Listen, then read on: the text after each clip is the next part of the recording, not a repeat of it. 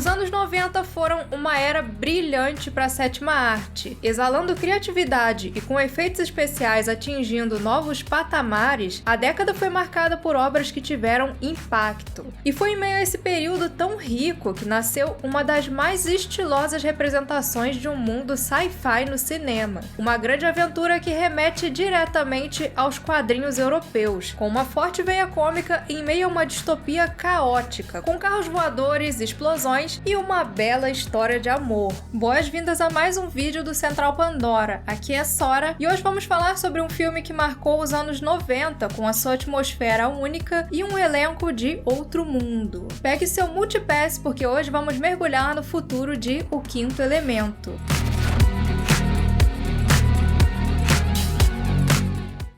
A trama de O Quinto Elemento começa no Egito, em 1914. Analisando figuras antigas, um arqueólogo descobre sobre uma coisa maligna que se manifestava a cada 5.000 anos, trazendo para o mundo caos e confusão. E a única forma de salvar o mundo desse mal antigo era reunindo pedras que representavam os elementos fogo, terra, água e ar, mais um tipo de ser sagrado que seria o tal do Quinto Elemento. Essas pedras ficavam na terra e eram protegidas por um sacerdote, mas quando a terra deixa de ser um lugar seguro para esses objetos, os Munduchiwan, alienígenas que eram os responsáveis por essas pedras, decidem levar elas para outro planeta. Agora a função do sacerdote seria apenas compartilhar o conhecimento necessário com os seus sucessores.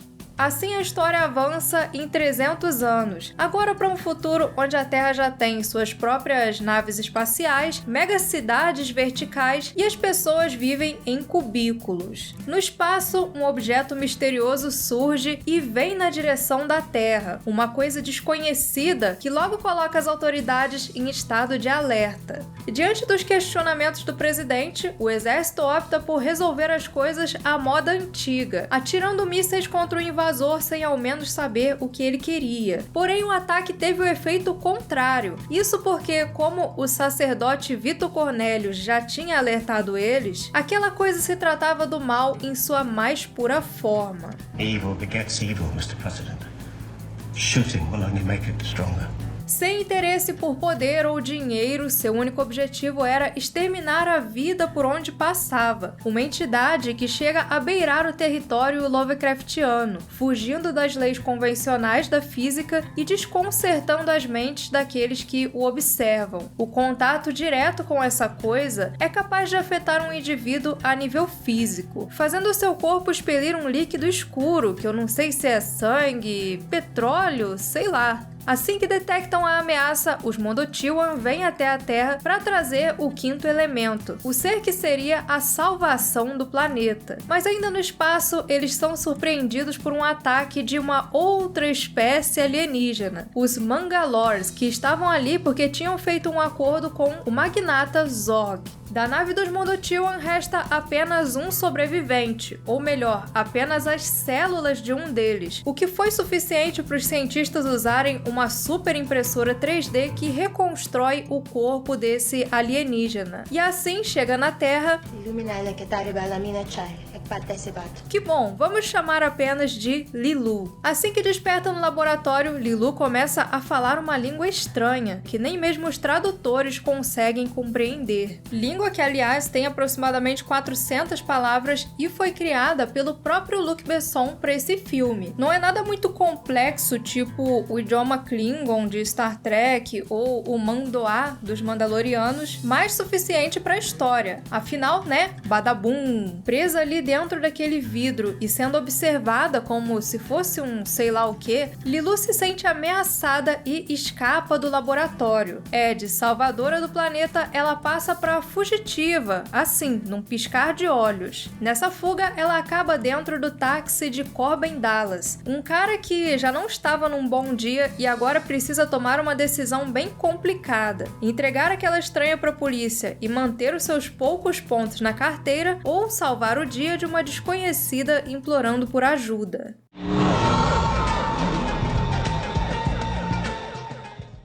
É difícil dizer qual dos elementos de O Quinto Elemento é o melhor, mas um dos que mais impressionam logo de cara são os seus visuais. As ideias iniciais para a trama surgiram quando o diretor Luc Besson ainda era jovem, e enquanto parte das suas inspirações veio de obras como Star Wars e Star Trek, suas principais referências vieram mesmo de produções europeias, como as histórias que eram publicadas na francesa Metal Hurlant e a série Valerian. Não à toa que um dos artistas conceituais contratados para esse filme foi o Jean-Claude Mézières, co-criador de Valerian, que ilustrou boa parte da Nova York futurista de Besson, com seus táxis e carros de polícia voadores. Até mesmo a profissão do protagonista, que seria um funcionário de uma fábrica, foi alterada para taxista quando o diretor viu o personagem Strax no livro The Circles of Power, da série Valerian, e simplesmente adorou a ideia. Além de Mézières, o time artístico contou ainda com a presença de um cara que era um grande amigo dele, o lendário Jean Giraud, também conhecido como Moebius. Moebius trouxe muito do seu estilo característico para a produção, incluindo elementos que remetem diretamente ao seu trabalho na HQ The Long Tomorrow, que foi responsável por definir muito da estética cyberpunk no cinema e também do Incal, do Jodorowsky. E foi com essa forte base nos quadrinhos franceses que o Quinto Elemento construiu um dos ambientes com visuais mais impressionantes do cinema. Uma releitura futurista das grandes cidades contemporâneas, combinada com naves deslumbrantes, tecnologias extremamente criativas e até mesmo alienígenas mega bacanudos. Um trabalho que se tornou ainda mais impressionante graças ao evidente capricho no uso de miniaturas e efeitos práticos combinados com o CGI, algo que vinha se tornando uma forte tendência nessa época. E claro, falando em O Quinto Elemento, é impossível ignorar a trilha sonora de Eric Serra, que não só casa muito bem com toda a aura de comédia e extravagância do filme, mesclando diferentes estilos, mas também foi o principal pilar de uma das suas cenas mais icônicas. A apresentação da diva Plava Laguna, que por si só já é um espetáculo.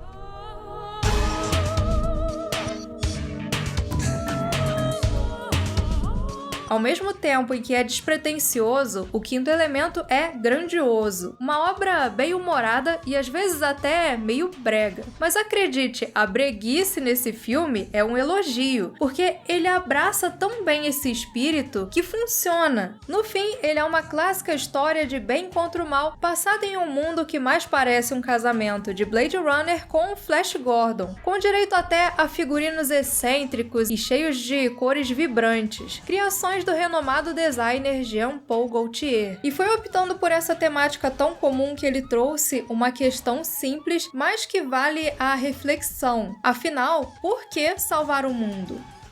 Time is of no importance, Mr. President. Only life is important. É com essa lição dos Mondotiwan que entramos nessa jornada, que se inicia em meio a uma Nova York do futuro. Quando Lilu chega ao planeta, a humanidade está em um novo momento, agora rodeada pelo tão almejado progresso. Mas será que realmente tínhamos progredido? Logo de cara fica bem evidente que esse não é um futuro legal de se viver. Enquanto nas alturas a cidade exala grandeza estética, na superfície do planeta vemos o mundo que conhecíamos tomado por poluição. Temos agora um planeta superpopuloso, altamente industrializado e consumista, onde a desigualdade social atingiu níveis estratosféricos e as pessoas vivem reféns de um sistema de vigilância autoritário que mais parece saído dos quadrinhos do Juiz Dredd. E é em meio a esse cenário que vamos conhecendo todas as figuras que vão movimentar toda a trama, a começar pela própria Lilu, interpretada por Milla Jovovich, um ser de outro planeta que veio para a Terra com a missão de ser a nossa salvadora. Lilu é como uma personificação da vida, da pureza e da esperança. Uma figura de aparência frágil, porém surpreendentemente poderosa, descrita por Cornelius como um ser supremo. Mas enquanto os Mondotiwan eram gente boa e tentavam ajudar os terráqueos, a coisa maligna conhecida como Mr. Shadow também tinha um aliado. Jean-Baptiste Emmanuel Zorn, Interpretado por Gary Oldman, o brilhante inventor e líder corporativo surge na trama como uma personificação do mal e da ganância. Um homem que se submete a uma bola gigante de nada destruidora de planetas para tentar alguma vantagem com isso. E para isso, ele se aproveita da revolta de um bando de Mangalores. Composto de guerreiros exilados do seu próprio planeta, o grupo liderado por Aknot faz um acordo com os Zorg. Eles pegariam as pedras para impedir que a Terra fosse salva e em troca receberiam armas para poder voltar ao seu planeta e se vingar daqueles que os expulsaram. Mas por que exatamente Zorg queria que a Terra fosse destruída? No seu famoso discurso do copo, Zorg fala sobre como o caos é necessário para o crescimento, como apenas com a destruição a vida encontra oportunidades de crescimento. Now take this empty glass.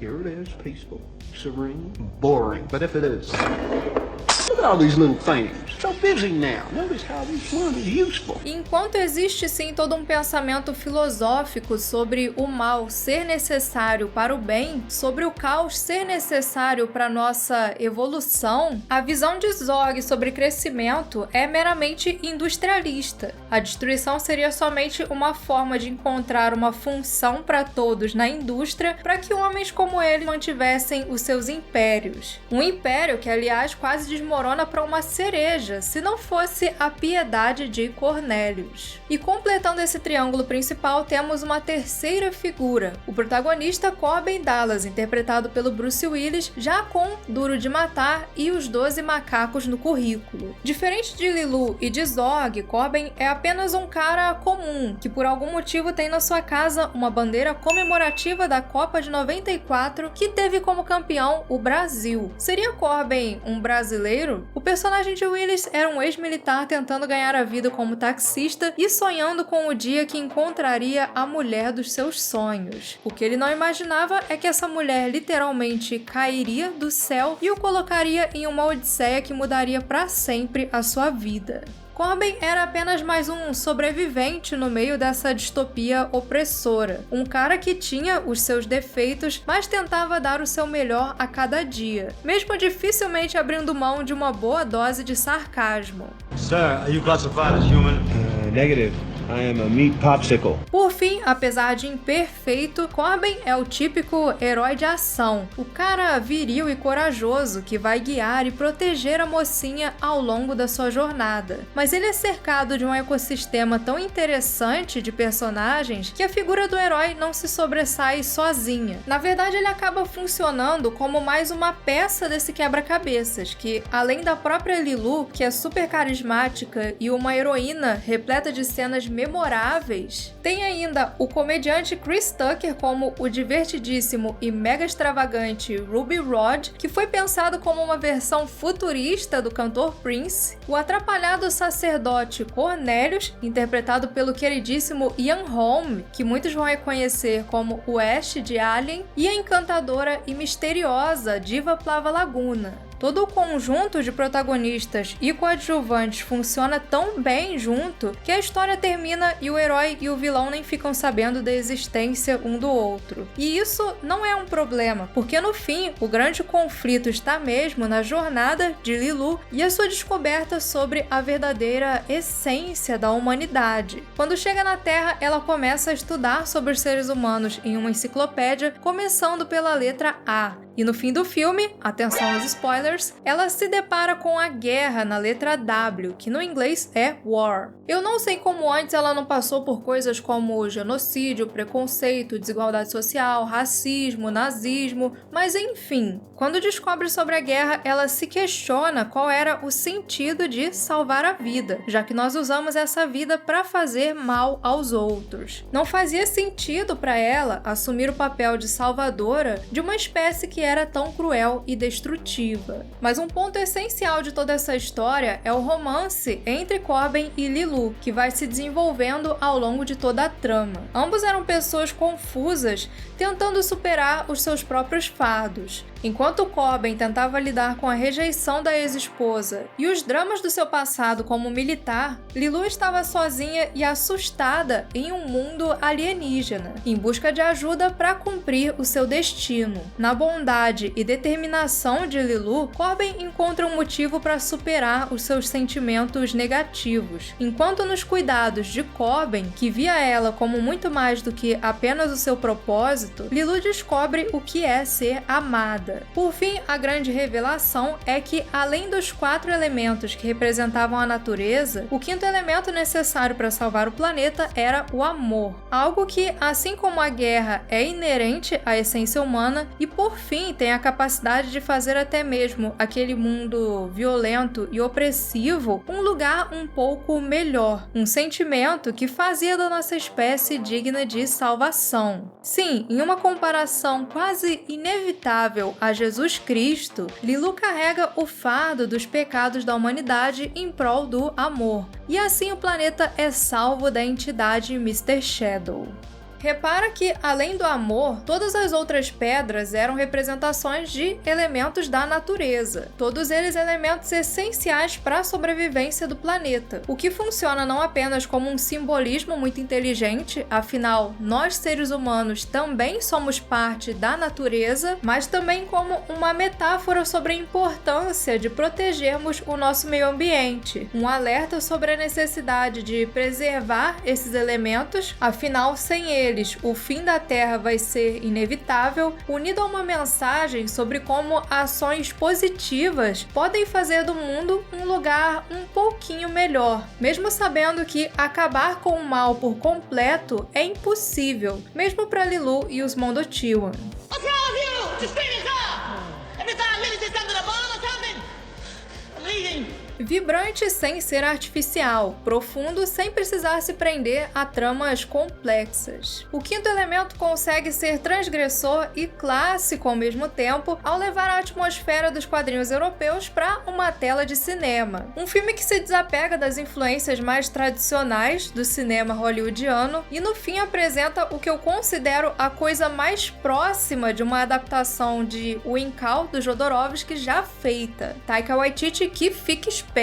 Essa é uma obra que pode até ter os seus defeitos, em especial alguns furos de roteiro, mas no fim ela se aproveita muito bem do seu formato para trazer o que o cinema tem de mais precioso. Uma trama que diverte, mas que também tenta tocar o espectador, colocando a sua mensagem em muito mais do que só entrelinhas. Enquanto a história de Lilu e Corbin tem uma conclusão e não deixa espaço para sequências, eu gostaria demais de um dia ver um retorno a esse universo. Talvez uma nova história explorando mais desse mundo e dos seus alienígenas. Afinal, é difícil você chegar no final de O 5º Elemento e não querer saber mais sobre os Mondotilian, sobre os conflitos dos Mangalores, ou quem sabe até fazer uma tour pelo mundo da diva Plava Laguna. Para ser justa, eu acho importante dizer que nós tivemos algo próximo de um retorno a esse universo em 2017, quando o próprio Luc Besson dirigiu uma adaptação de Valerian e a Cidade dos Mil Planetas. Mas apesar de ter se saído muito bem na parte visual, se aproveitando das novas tecnologias para apresentar algo ainda mais impressionante do que o que nós vimos em O 5º Elemento, o filme peca na parte narrativa e nos seus protagonistas, o que acabou atrapalhando bastante na sua recepção.